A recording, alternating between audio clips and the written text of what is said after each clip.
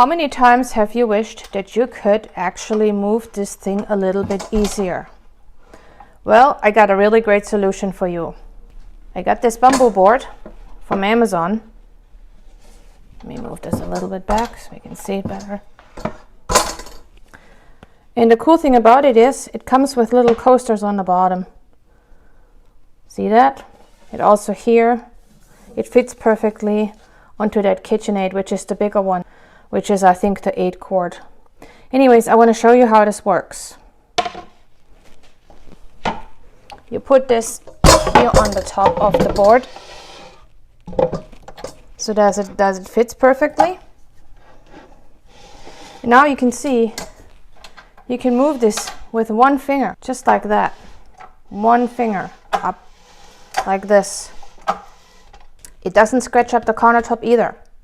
And it's easy to wipe off. So if you are looking for a solution of moving your KitchenAid easily back and forth while you're baking, this is the perfect solution. And I have it myself, I use it myself.